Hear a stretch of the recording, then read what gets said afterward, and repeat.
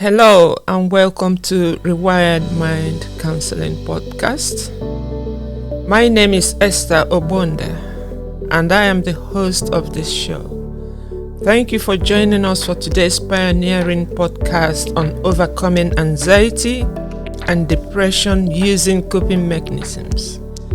This will be achieved by integrating faith-based and clinical approaches and exploring ways that anxiety can be minimized, managed, or eliminated. I will be explaining my approaches in detail in my subsequent podcasts.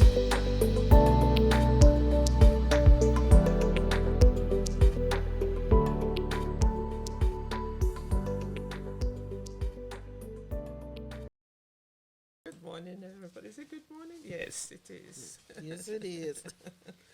I thought we were gone into the afternoon. Right, good morning, everyone. Good morning. Yeah.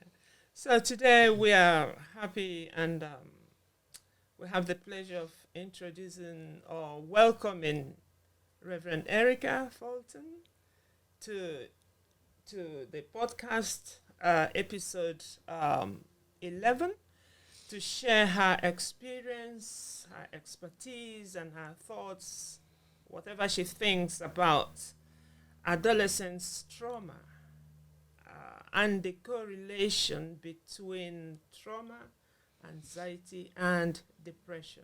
Is that correct, Erica? Yes. Good.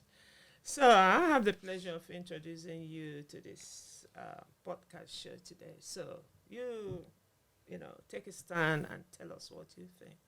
I'm going to ask you some questions. So what it is that today we are trying to understand the impact of trauma on adolescents and their recovery, possible recovery, you know. So how are you today?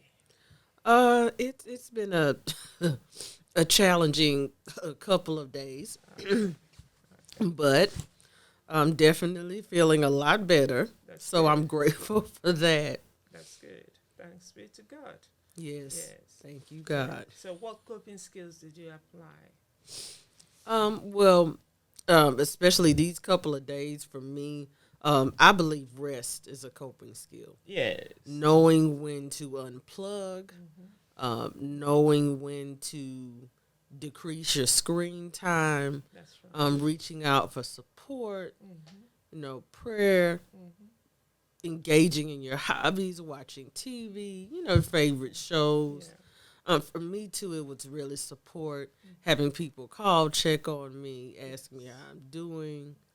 And I think that social support aspect is very important. That's right.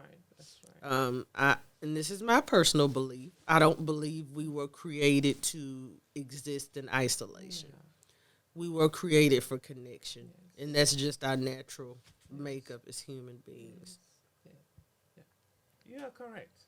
Yes. And in all that, in doing all that, you add patience because to me, you know, I love using all the coping skills and patience to me, is the key to it. It's the primary key on which all other coping skills stand.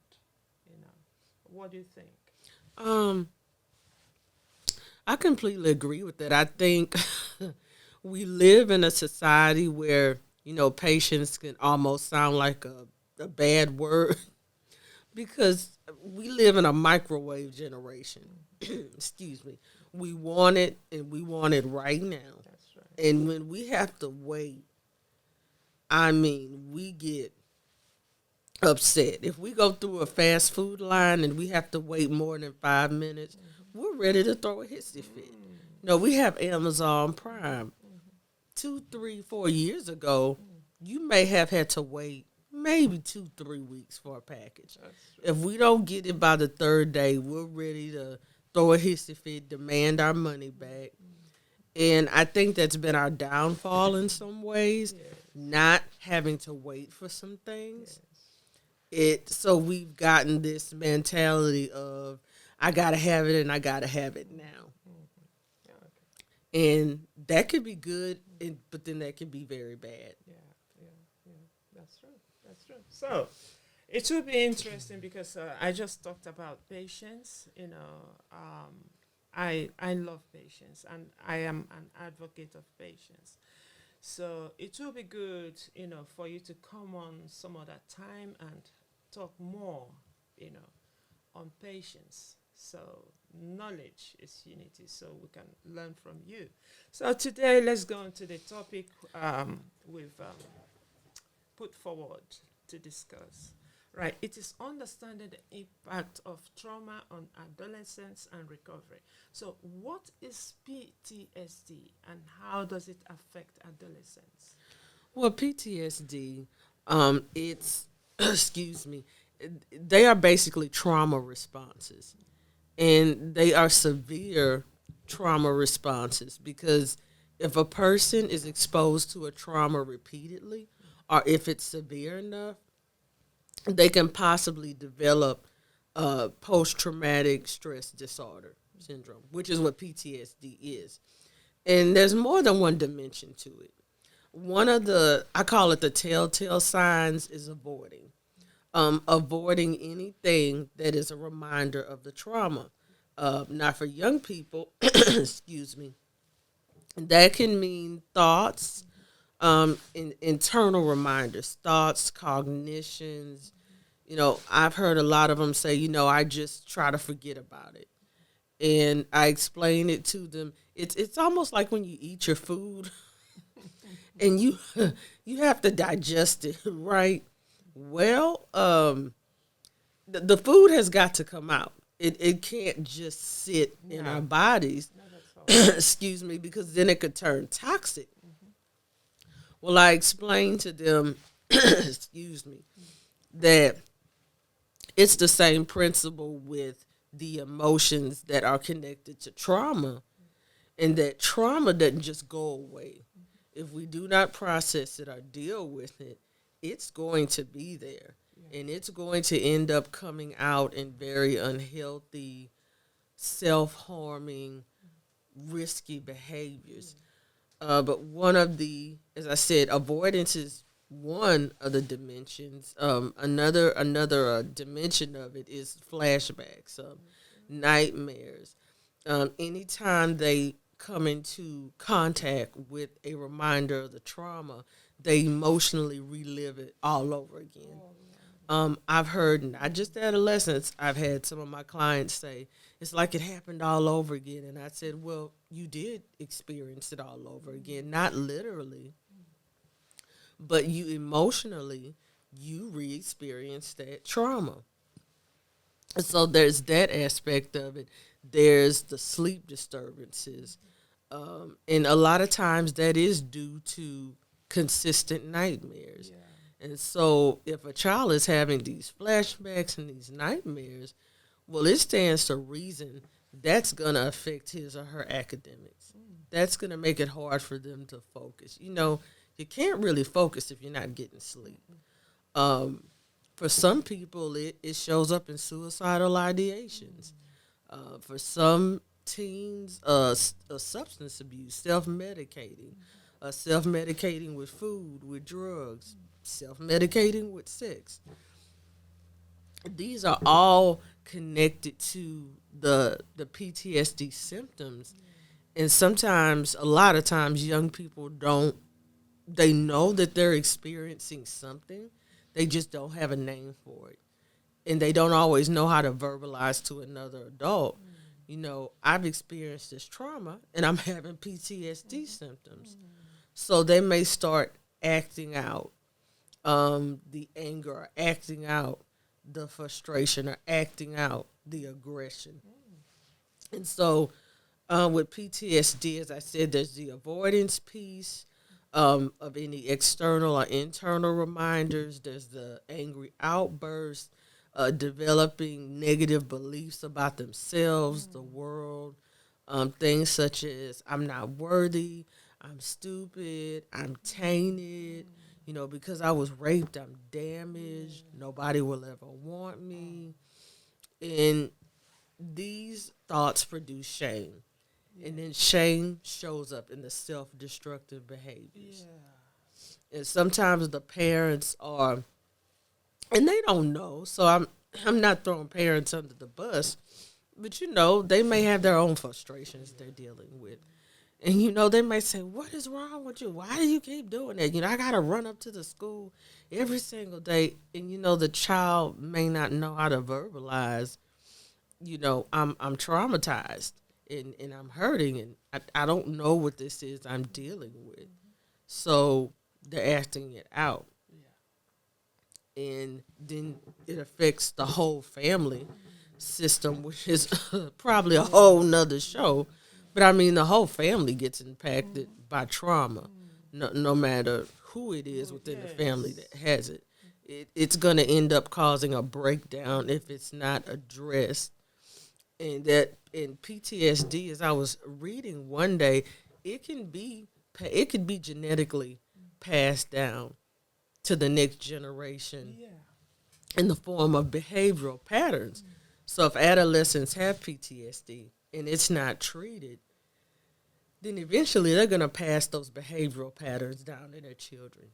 And then their children are going to do the same thing. And now you have this intergenerational trauma going on because nobody knew how to address it.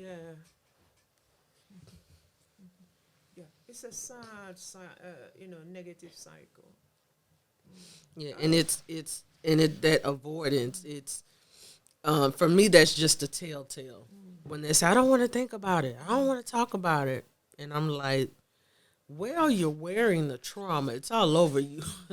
I could see it, and there are so many, excuse me, different trauma responses.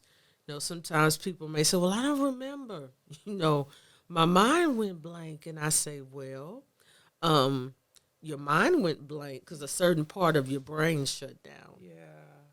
And that's just that's a completely normal response. Doesn't make you crazy. And the other thing I want to clarify, just because a person goes through a trauma doesn't necessarily mean they're going to develop PTSD. Yeah, that's true. Yeah. It depends on how severe was the trauma, if it was repeated exposure, the level of coping skills they had, and their protective factors. So a lot of that, excuse me, in the kind of mindset they have, excuse me, do they have a growth mindset or a fixed mindset? And so all those things factor into whether a person would develop PTSD due to trauma. And what's traumatic for one teen may not be traumatic for another one. Because, again, trauma, like grief, is a very unique, universal experience at the same time. It's universal, but then it's also personal. It's sad. Yeah. Right. What triggers traumatic stress in adolescence? I think with adolescence, I think those reminders, the external reminders, the people, the places. I remember I had a client. This was maybe 2-3 years ago, and I mean, I won't tell the whole of it, but there was a trauma that occurred, and it occurred when he was on a particular street corner or he was near a store. So it got to the point where he would avoid that store or that street corner because when he came in contact with it, what would happen neurologically is that alarm in his brain would go off and start telling him, you're in danger, you're in danger. So his alarm was working, but it wasn't working properly. So it was causing him to avoid that because, again, that was connected to where the trauma happened. Yeah. So they may avoid certain routes to school. They may avoid, certain streets. I mean, it could be the smell of somebody's perfume or cologne. It could be a certain phrase somebody says. And I think the other thing, especially in this day and age, um, teens are exposed to so much social media. They're overexposed. Um, a whole lot more than you and I were. You know, I was happy when MySpace came out, which was a long time ago. You know, we didn't have Facebook. Excuse me. We didn't have Twitter. We didn't have Instagram. But these kids are literally consuming social media from the time they get up to the time they go to sleep. And that's not healthy. It's not healthy at all. And, you know, social media is not the real world. But they don't always understand that. It's like, okay, that's what you see on social media, but that may not necessarily be the reality. That's what some people want others to see. I think, too, if there's maybe, tension in the home, I think when there's even tension with the parents, you know, kids pick up on that. They're not crazy. They can sense it. You know, they can sense the atmosphere. I think also, too, violence, you know, the video games, they're so violent nowadays. And, you know, gaming, you know, the gaming systems, again, we didn't have all that. We had Street Fighter. That was probably about the closest thing. But these kids have these gaming communities. And sometimes you got bullying happening within the gaming communities. So, you know, that could be triggering if a child's already being bullied, you know, at school. Or if they're bullied at school and then they come home and then they're belittled. You know, sometimes kids may come home to a parent that may be an alcoholic. So that's almost like a double whammy. You don't get any relief. So, you know, what do we do with that? And I think even too with kids, you know, financial problems can be triggers for kids because they may be teased because they don't have the newest clothes and the newest shoes. And, you know, kids can be very cruel. In this day and age, they can be very, very cruel. And I think that goes back to that whole social media image that gets painted.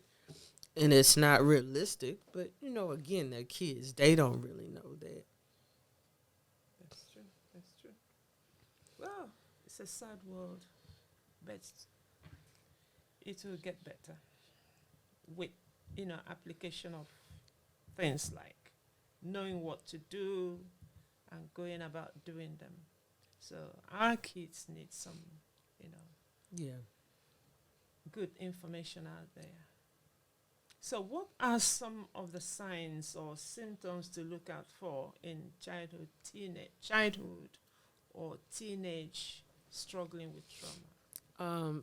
I think self-isolation, if their grades start falling, they're not able to concentrate. They start losing interest in the activities they used to enjoy. Like if they enjoyed basketball, if they enjoyed, you know, hanging out with their friends, doing healthy activities. If they start engaging in substances, because that means they're trying to medicate the feelings that are connected to the trauma. Or they're trying not to feel them, which actually defeats the purpose of processing the trauma. And so it keeps them in a stuck place.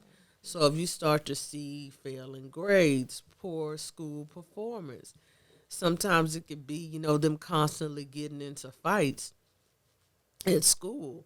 And it could be that they're getting, you know, picked on. There is, like I said, the low grades, the low self-esteem, especially the loss in the activities of risky or harmful behaviors, joining gangs. So there are all these different telltale signs, especially with young kids and adolescents, and that will let you know, okay, there is something about this behavior that's not age appropriate. It's not consistent with their developmental stages. But the thing I saw the most is especially the substance abuse. Fentanyl. That's the new drug that is out, and it is killing young people. It is killing them in very large numbers. You can go over the border, and well, they call it fentanyl, but the stuff is laced. So now that's what we're dealing with.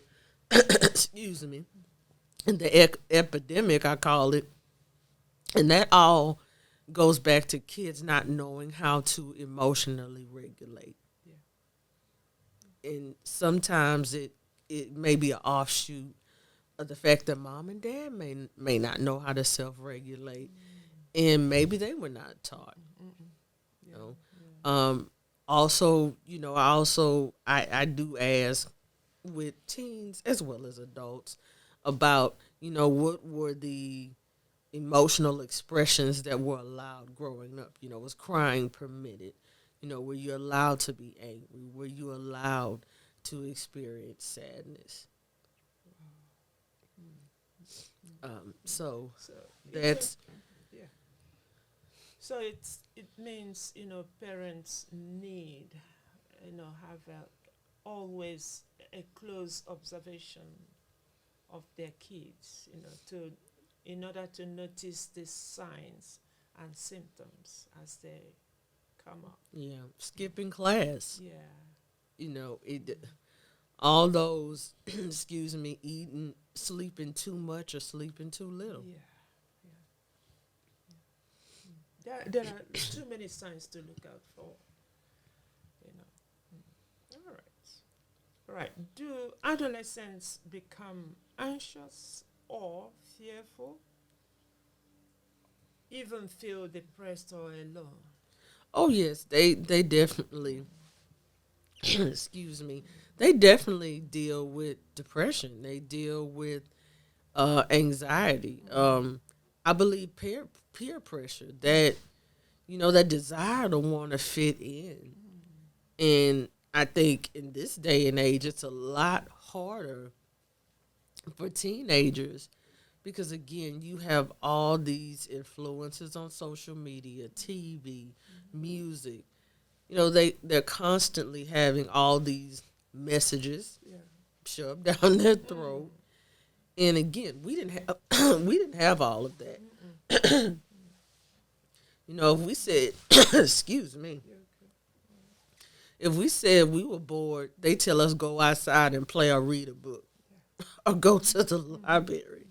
But some outdoor activities. Yeah, some outdoor activities. But nowadays, kids are, and I love my god kids. I love them, and I use them as an example.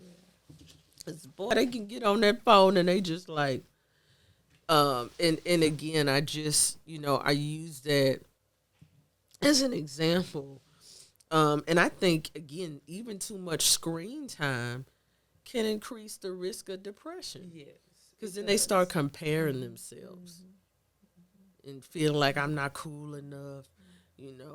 I can't afford to buy this or I can't afford, to wear this. But teenagers definitely feel anxiety, feel depressed, feel alone, especially when they are experiencing these extreme trauma responses and they have no words to put to it.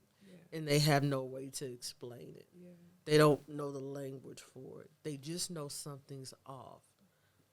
They may say something's wrong with me, or, I can't sleep at night, or, And if a child already has ADHD and they've been through trauma, that's almost like a double whammy. Especially as it relates to concentration. Because when you have adult or a teen with ADHD, that's an executive function disorder. So they're already struggling with concentrating. So now can you imagine they witness this horror, this trauma, this image they can't get out of their head, and they already struggle with just being able to focus. So it can be very debilitating. You know, anxiety can be debilitating for young people. Excuse me. And they can become, suicidal if the depression isn't adequately addressed. And there's some situations where I do believe medication may be warranted. I don't think that's the only answer. I think it needs to be also some therapy and some coping skills to put with it, because you don't want to send them the message that you can fix everything with a pill, because that's not true. Not true. You still have to get to the root of the depression, or the root of the anxiety, or when it started. And again, sometimes, or a lot of times, these are patterns that get transmitted, get passed down. And so, to answer that question, definitely. I mean, being a teenager is hard, and being one in this day and age is really difficult. The pressure to, have sex, the pressure to try drugs, because they want to fit in. They want to belong. And we all want to belong and fit in. That's a basic human need. But it's just, there are healthy ways to go about fulfilling it, and there are ways that are not healthy. And you got single parent homes. You have some parents who work 2 and 3 jobs, not because they want to, but they have to. They have to. Yeah. So the child is a latchkey child that's got to come home, and again, with not bashing mom or dad, they're doing what they have to do. Sometimes they don't have a lot of family support.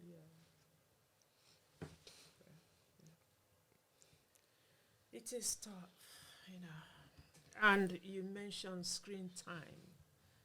I think that screen time, too much of it, excessive screen time, does dull the mind. And when the mind is dull, the child can feel non-achieving and not going to do well.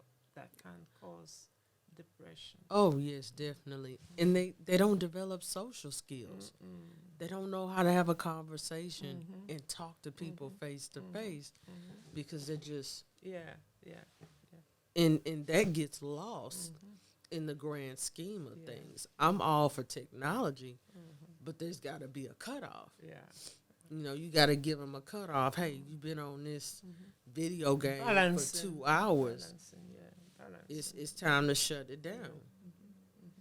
And that leads to structuring time, structuring one's day. And that's where parents need to come in and say, okay, let's come together and structure your day, your week. Put up a reward system. A planner, maybe some visual things so the child can, because then that teaches them how to start creating their own structure. And that's very, very important, especially, again, if you got a child struggling with ADHD, and they maybe went through, have 1 or 2 traumas they never processed. I mean, that's a whole nother issue you're tackling and you're dealing with. And so I think that's very important for clients and for parents to know. And I say that as an adult who has to manage ADHD. So how correct is the statement that constant exposure to interpersonal violence is taking a toll on adolescents in America? How correct is that statement? Oh, I think that's very, very, very, what's the word I'm looking for? I think it's so true, because, again, they're constantly having this exposure to violent video games, movies, even the music. And as you're talking, I'm thinking about cognitive theory, how, it talks about we're always taking information in. So these kids are taking information in through social media. They're taking it in through the music. They're taking it in through the movies they watch. They're getting sent all these messages, and a lot of times they're not good messages. And it's almost like this is what they're feeding themselves. And, imagine, a person eating junk food all the time and they don't eat any vegetables or any meat, but it's just junk food and cake. I mean, after a while, that'll make you sick. Yes. And again, and I think we just live in a society where that's become normal. It's become normal for that consumption of social media to be just too much. Too much. You know. Yeah. And I think that even with interpersonal violence, witnessing it, in the home, it can be very damaging to kids because then they don't see how you can handle conflict without yelling, fighting, cussing, throwing things.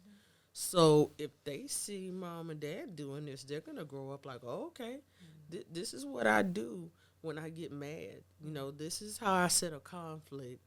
And they get out in the real world and they're like, no. If you do that, they're going to put you in jail.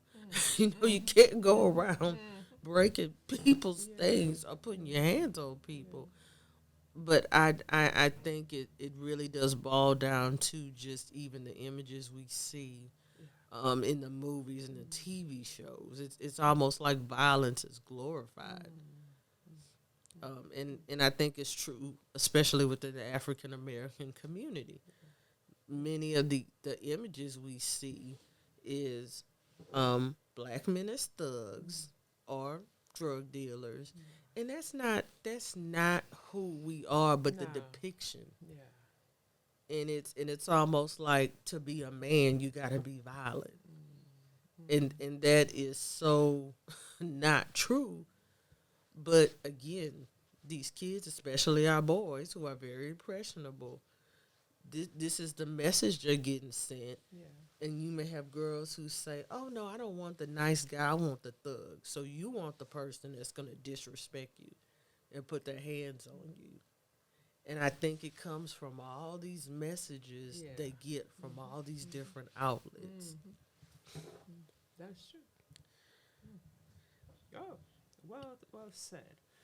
Now, I would like you to explain, if any, some of the significant risks adolescents may be exposed to when they witness violence, physical. I think you've answered. Yeah. Just repeating that behavior. Yeah. Passing that down to their children. If the pattern isn't interrupted, then it's like, okay, this is how we handle conflict. Yeah. It goes on and on and it goes on and on and on and on and on until somebody says, no, this isn't healthy. This isn't okay. It's not okay that when I get angry, I want to break everything in the house. Now, with that being said, now that actually is a place where you can go and break things when you're angry. That actually is a place. Yeah. But that's a different ball game than being in your home on somebody else's home and breaking something. But there are so many, risks. The child can internalize it as, well, it's my fault. If I hadn't made mom or dad mad, or, I should have been protecting mom. So there is so many different risks that come with young people witnessing violence firsthand. They could, as a result, PTSD, because in the DSM-5, that's one of the criteria. If they are repeatedly exposed to a traumatic event or they witness it. Case in point, if you have a child and they see their mother being beaten every single day, a boy, then that is extremely traumatizing because he's gonna grow up with a whole lot of anger that he doesn't know how to deal with, and he's gonna be grown, right? He's gonna physically grow. He's gonna age, but he's not gonna grow, not emotionally. He's still gonna be that same angry 8-year-old who saw his mom get beat every single day for say 12 years of his life and couldn't protect her. And so now he's in a relationship and he finds himself repeating the very same behavior that was done to his mom. And he swore to himself, I'm going to be nothing like that. Becomes generational. Right. Can the effects of trauma be graded on the short-term and long-term impacts on the victims? I think short term, again, it goes back to self-esteem issues, not having a healthy view of themselves, having a negative view of the world, not being confident, not being confident in who they are and what they can bring to the world. I think the long-term effects of trauma on any person, I think they could even show up in health issues. You I've had some clients that, for example, have had somatic issues going on. And at the end of the day, it was tied to unprocessed childhood trauma that they never told anybody. They just stuffed it as long as they could. Because to survive, that's what they had to do. So the long-term effect is it could lead to a maladaptive coping skill. It could lead to avoiding conflict, avoiding anything uncomfortable. And if we always avoid the uncomfortable, we're never gonna grow. No. That's true. And so then they don't begin to develop that growth mindset. And so that's gonna be problematic as they grow up and they run into situations where they have to problem solve. Right. Should we then conclude that every distressing event results in traumatic stress? I would say no. Not every single event. It has to be traumatic for the person. Because again, what's traumatic for one person may not be traumatic for another. Excuse me. Again, the coping skills and the protective factors are perhaps, the biggest indicators of whether that can end up producing traumatic stress for the individual. When I say protective factors, things like their religious beliefs, family support, or community support, having reasons to live. Suicidal ideations, that's one of the riskiest behaviors you see in young people who sometimes have undiagnosed PTSD because they start doing all kind of, just crazy things, driving drunk, just a myriad of things. Adolescents from the African American community often report to me, some of the people I've come across in therapy sessions or even in psychiatric hospitals where I work. They always often report that they are always cautioned when reporting a traumatic event, saying something like, to see something and say nothing. Just see something, but say nothing. So how can this situation be remedied? This is the frequent complaints I've always heard. Well, I think one thing is educating them on the effects of stuffing your emotions. I think in, again, within the African American community, there's this saying which drives me up the wall. What goes on in this house stays in this house. And I think even as African Americans today, we still struggle at times with sitting on somebody's couch and completely unloading our life story, because our ancestors, or maybe those who came before us, may have grown up in a time period where silence meant survival.